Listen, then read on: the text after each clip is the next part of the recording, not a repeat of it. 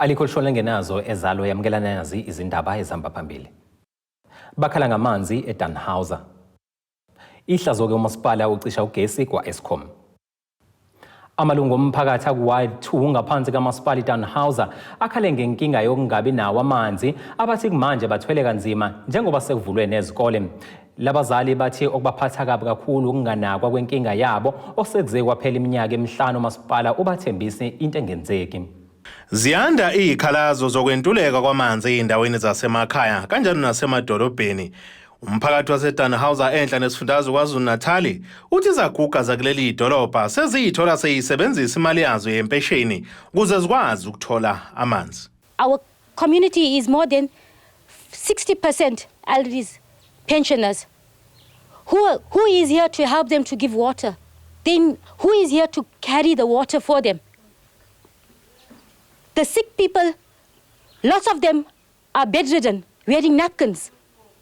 How can they treat themselves? Cleanliness is very important. Hygienity is very important.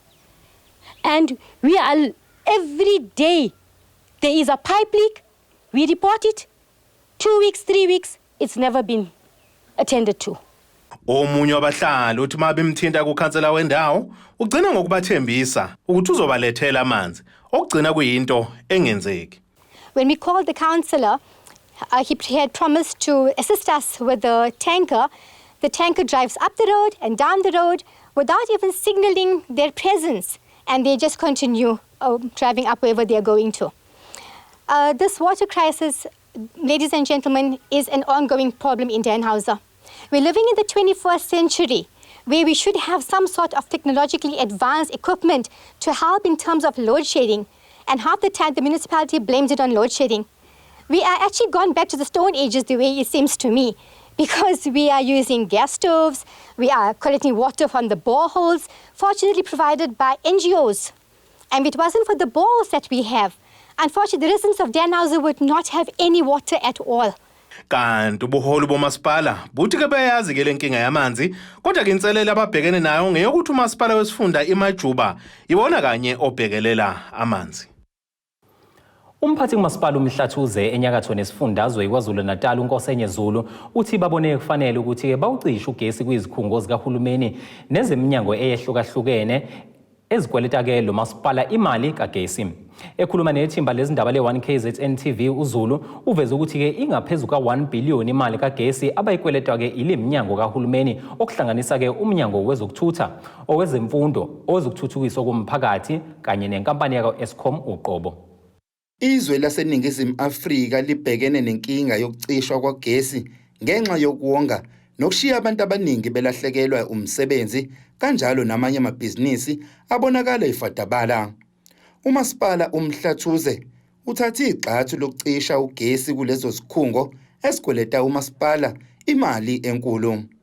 Phakathi kwalezi zikhungo zihlanganisa iminyango kahulumeni okuwumnyango wezemfundo, owezokuthuthukiswa komphakathi, owezokuthutha, nehhovisi lakwa Eskom kanjalo nenkampani uMhlathuze Water. Nokho ke kuyadabukisa namhlanje ukuthi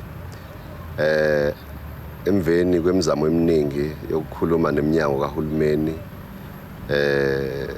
ngeincwadi njengoba umthetho usho umasipala uthatha isinqumo sokuthi ikakhulukazi uDepartment of Transport, Department of Education abese kuba unfortunately no Eskom kanye no Social Development ubacishele ngezikweleti abanazo ezahlukahlukene. Angibale futhi lapho ngokunjalo nomhlathuze water. Umhlathuze water nje ukweleta imali engaphezulu kwa53 million. Abese kuthi ke leminye iminyango ikweleta imali engaphansi kwaleyo ngamunye umnyango. Nokho ke kuyasilimaza kakhulu thina njengomasipala onemsebenzi enqala ikakhulukazi eshicilelo kumthetho sisekelo wezwe lapha ku section 152 we-Constitution lapho sinempoqo ukuthi siqinisekise ukuthi kunezidingo nqangi esihlinzekayo emphakathini. Umasipala uMhlathuze uveze ukuthi lokhu kuyadabukisa ngoba kwenziwa izixhaka zikahulumeni nokuyizona eziwazi kahle umthetho. Umphathi kamasipala uMhlathuze uNkosenye Zulu uveze ukuthi lokhu akwakho isithombe esihle emphakathini. Uhulumeni ke umthetho lo chapter 3 wa constitution ukhuluma nge-cooperative governance abese kuthi lapha ku chapter 7 section 154 uthi i-province kanye no-national banesibopho sokuthi bacapacitate omasipala. Lana ke sikhuluma nge-logic esobala ethi ngidayisela into uyangikhokhela.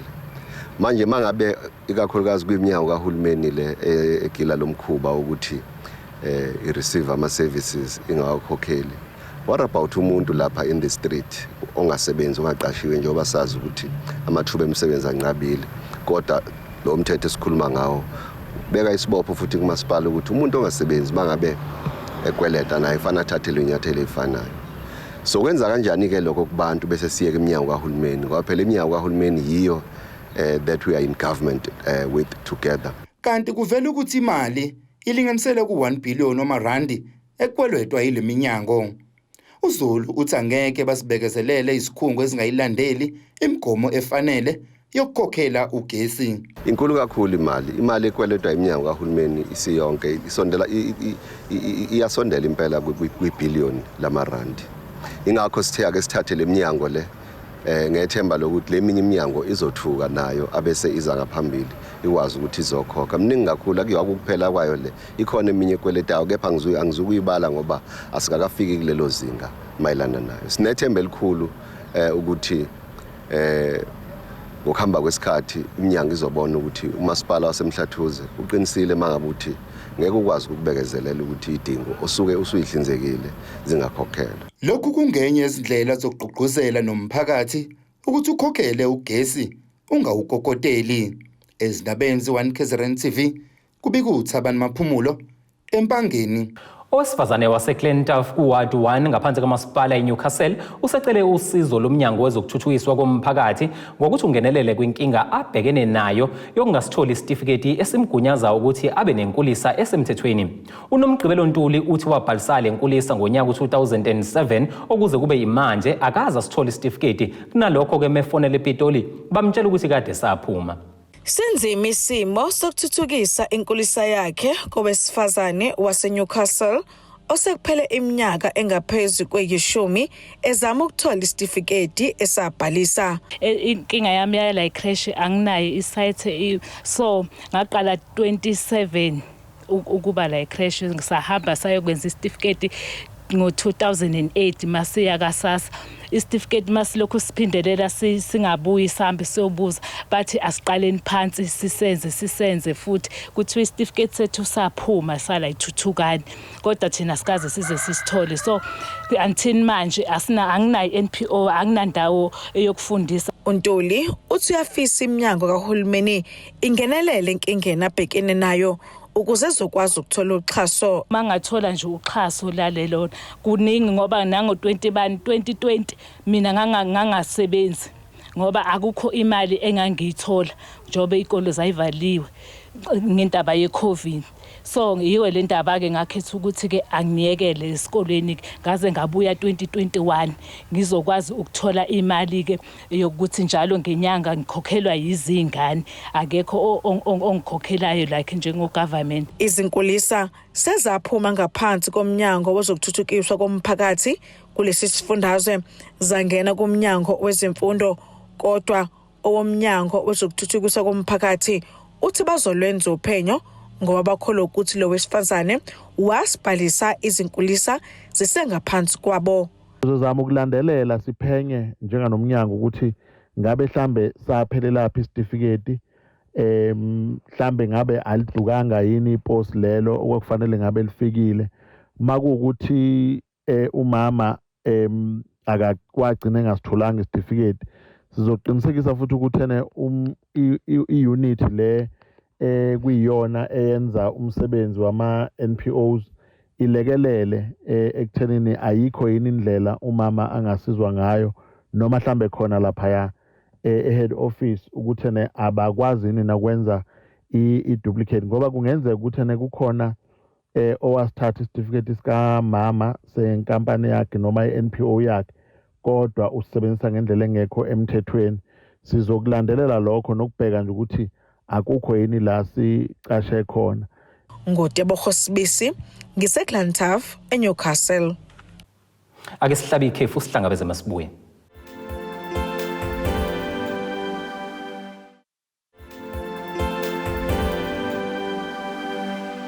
Asibingelele siphinde sikwamukele futhi yamukela nazo izindaba esithi yizo ezihamba phambili. Bakhala ngamanzi E-Dannhauser. Ihlazo ke umasipala ucisha ugesi kwa Eskom.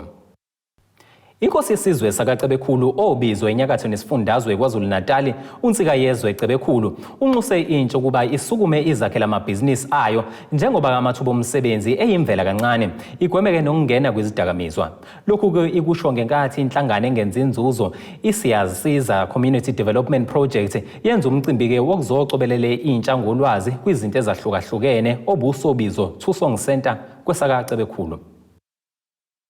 Inhlangano engenza inzuzo Iseyinkinga Community Development Project isingathi umcimbi wokucobelela intsha ngolwazi kwizinto eziningi ezahlukene. Iminyango kahulumeni yahlukene ibiyingxenye lomcimbi wentsha. Njengoba kuleli libhekene nokuntuleka kwamathuba omsebenzi, kuqhuqhuzelwe intsha ukuba isukume iziqalela amabhizinisi ayo ukuze ikwazi ukulwisana nokuntuleka kwamathuba omsebenzi.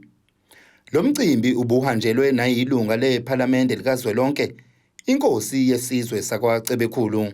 Kuyadinga ukuthi intsha ngoba beyikhuthazile nje yasondela izozwa enendlebe zokuzwa isukume iye eminyangweni ngokwehlukahlukana kwayo ukuze ikwazi ukucosha usizo nokucosha izaluleko neyalo ukuthi yini engenziwa ukuze umuntu akwazi ukuya phambili. Uthi abantu abashake yebo kuliqiniso ukuthi kufuneka bebe nendlela zokusungula imisebenzi, kodwa ke si imanzi othi ngokwami imasingene ekwazini ukuthi kufuneka abantu befunde ukuzisebenza bona.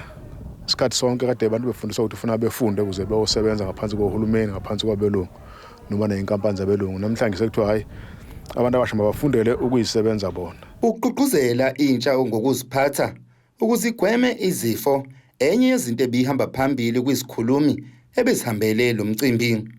Omunye wabasunguli balenhlangano ophinde abe yikhansela kule ndawo unxuse intsha kuba ingene kwezolimo ukuze ikwazi ukudala amathuba omsebenzi iphinde ibeke nesinkwa etafuleni. Siyesilekeleleke intsha ngokuqashisa ngokwama drugs, siphinde sithi abantu abayithibe ekuya ocansini ukuze kuzoba nciphe igciwane lengculaza.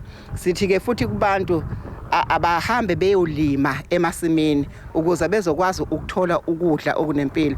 Okunye sithi abasebenze phela ngoba ngenzeka ukuthi asidalelwe sonke ukuthi siyosebenza kwamlungu, kepha uma besebenza emasimini kuzoba khona ukuthi bazodayisa bedayisela izitolo bekwazi ukuphila ngaleyo mali abayithola lapho.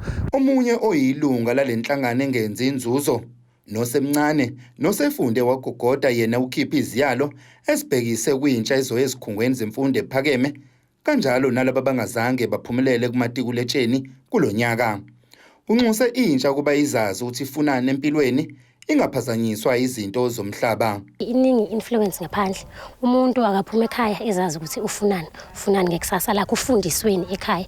Mina kwayihlala isho baba ukuthi ngoba ule eThekwini awuyimele wena umele umndeni wonkana. So ngithi kulabo abahambayo siyababongela ukuthi baphumelele. Ngiyacela ukuthi befike phambili befike beyiphathe kahle befunde. Imfundo is very important ekuthenini ukuthi umuntu akwazi kuba nekusasa eliqhakazile. Kulabo abangaphumelelanga akukona kuphela komhlaba sangabuyela esikoleni siyohlala edeskini siyozama kabusha. It's not the end of the world there. Lapha intsha iphinde yahlomula ngezitsiza ezahlukene okuhlanganisa namajezi ebhola kanye nokunye. Ezindabeni ze1KZNTV kubikuthi abantu maphumulo obizo. The class of 2022 has done us very proud by achieving a historic 83% pass rate.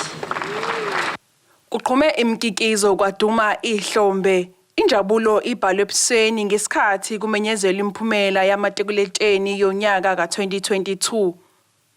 Ungqongqoshe umnyango wezemfundo KwaZulu-Natal uMbali Fraser uthe bajabule beumnyango kanye nayisifundazwe ngemphumela. UGU retained its top spot for the third consecutive year with an 87.2% in 2022.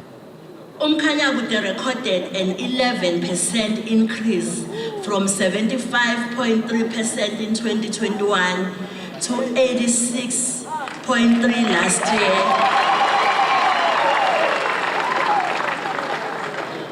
Amajuba got 85.5%.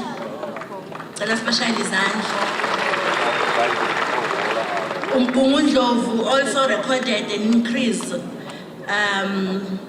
from 76.5% in 2021 to 84.1% in 2022. uFraser uthe sehlile isibalo sezikole okungaphasanga umuntu kuzona. Our province continues to contribute the highest number of candidates who sit for and pass the National Senior Certificate Examination in the country. In the whole country, we are the ones who contributed more, not because we are a big number, but even in terms of percentages. The number of our schools that obtained 100% pass rate also increased significantly from 145 in 2021 to 212 in 2022.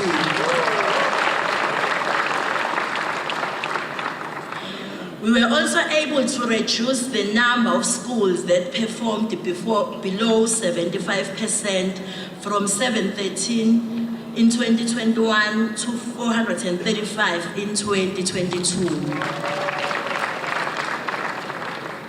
Ladies and gentlemen, as the department, we are also proud to report that no school in this province obtained a 0% pass rate. Kanti izingqinamba zesifundazwe zaKwaZulu-Natal azibange zilehlise izinga lokufunda. Some of our learners and our educators also lost their lives while dealing with flood damage in our schools.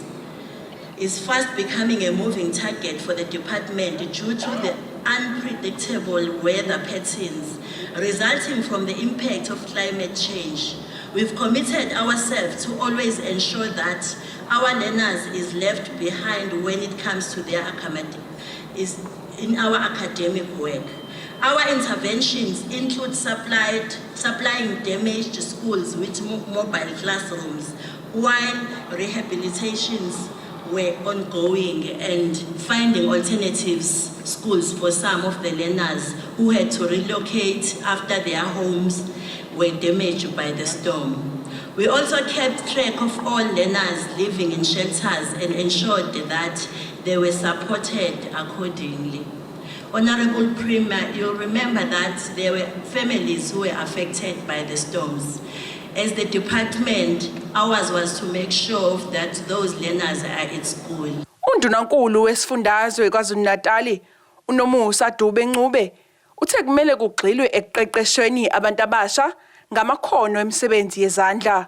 And we know that there has been a shortage of technical skills. So we need not waste the lives of our learners and of our young people.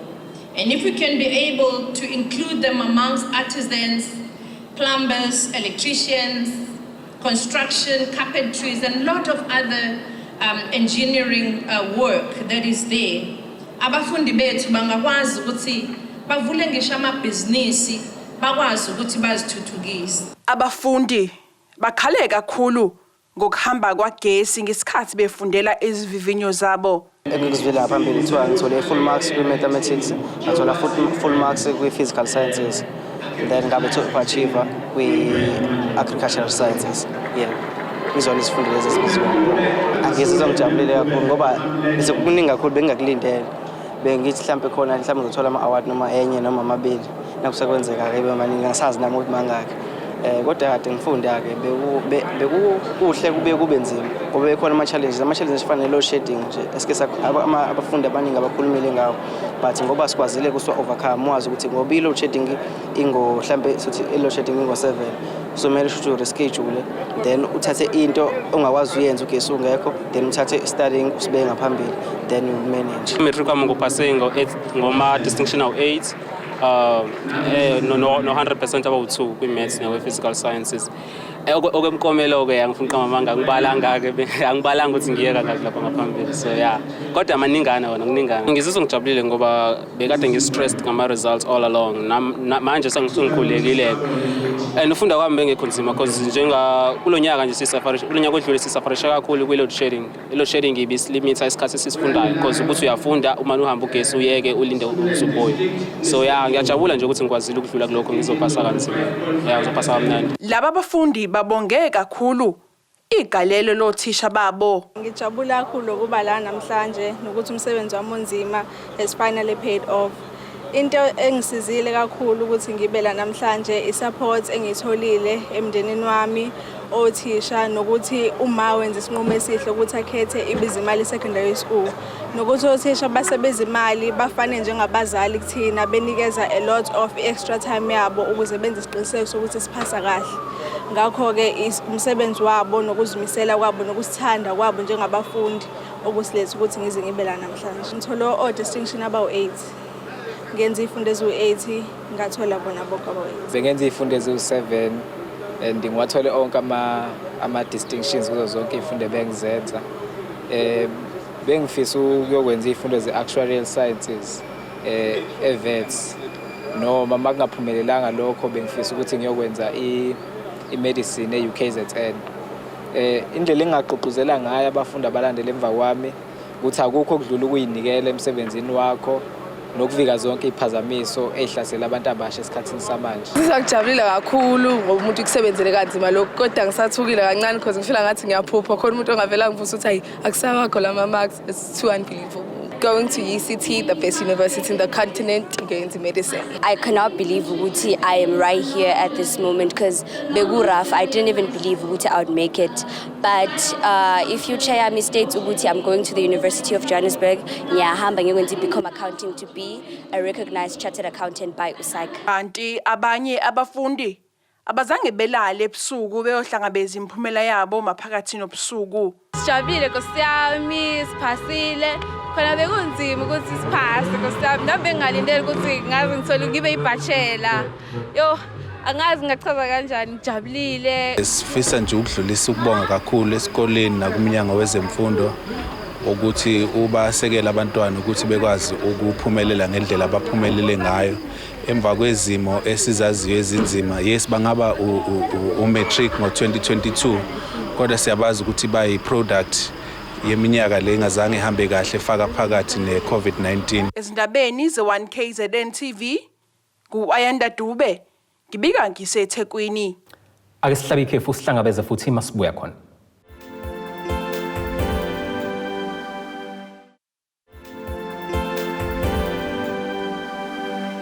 Asiphinde sinamukele nazi izindaba esithizo ezihamba phambili osukwini lanamhlanje. Bakhala ngamanzi e-Dannhauser. Ihlazo-ke umasipala ucisha ugesi kwa-Eskom. Ake sibheke ngasengosini yezomnotho.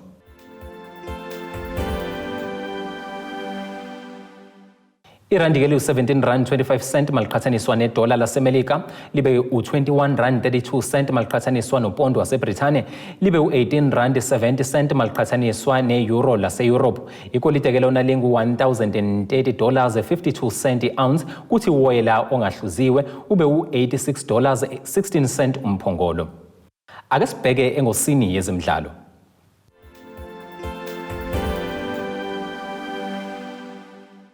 Zilokhu ziqine njalo izindaba zokuthi kunamaqembu aseGoli agaqela umdlalo wasesiswini wamaZulu FC uMakhehleni Makhawula.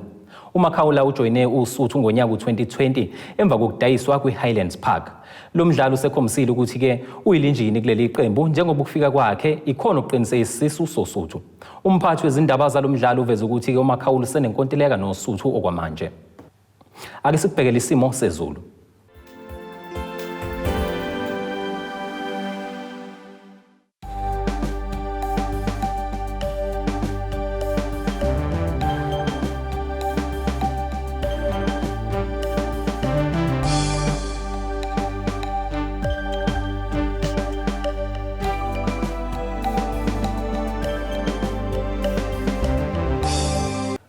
Mbukeli ngakade sikuphathele kona izindabeni zamanje sihlangabeze futhi ngokuzayo.